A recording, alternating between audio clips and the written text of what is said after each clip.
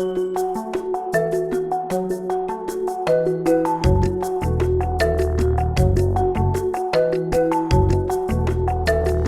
numéro 25 de la JLMB est essentiellement consacré à la matière de la prescription en matière civile. Il s'ouvre par un arrêt du 18 novembre 2016. Le non-lieu de l'action publique pour cause de prescription ne doit pas entraîner le rejet de l'action civile et il est sans incidence sur la prescription de l'action civile. Un arrêt de la Cour de cassation du 3 octobre 2016 est annoté par Marie Dupont. Il porte sur la computation, le point de départ du délai de prescription en matière contractuelle. Il précise que ce point de départ n'est pas la connaissance du manquement contractuel par la partie qui introduit l'action, ni même la connaissance du dommage survenu en raison de ce manquement, mais le moment de la faute. Et dès lors, le délai de 10 ans prend cours dès le moment où, dans un contrat de vente d'une société, cette vente a été parfaite. Un arrêt de la Cour d'appel de Liège du 21 janvier 2016 pose que la citation en intervention en garantie n'interrompt pas la prescription de l'action du demandeur contre celui que le défendeur a ainsi appelé en garantie, à défaut d'une action directe entre le demandeur initial et l'appelé en garantie. Un arrêt de la Cour d'appel de Mons du 14 juin 2016 porte sur la prescription de l'actio iudicati, c'est-à-dire l'action en exécution d'une condamnation qui était prononcée par un jugement.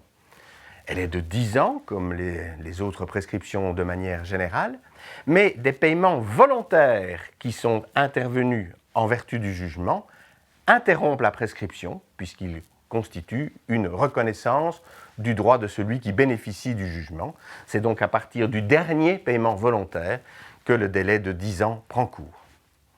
Enfin, une décision de la Cour d'appel de Liège du 20 mars 2017 porte sur la computation de la prescription décennale de l'action contre les entrepreneurs et architectes. On sait qu'il s'agit d'un délai préfixe qui n'est pas susceptible d'interruption ni de prescription.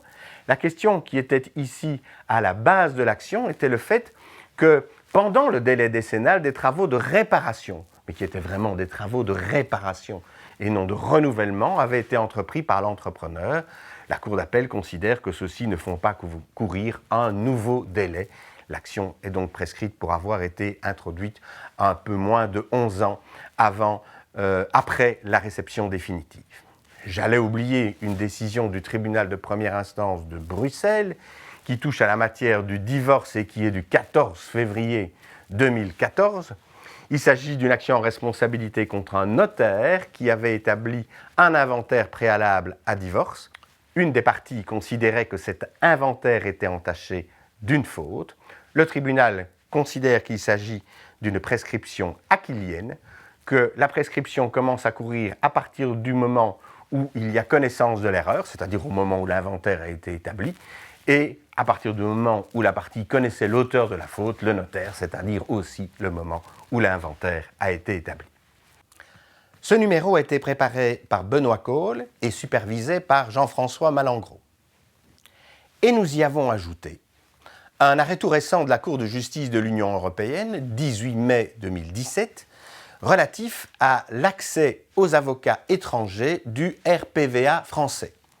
Le RPVA français, c'est cette sorte de carte d'identité professionnelle qui leur permet de déposer des actes de procédure dans les greffes. Ça intéresse donc les avocats belges puisqu'ils sont pour l'instant en train de connaître des obligations et des possibilités identiques.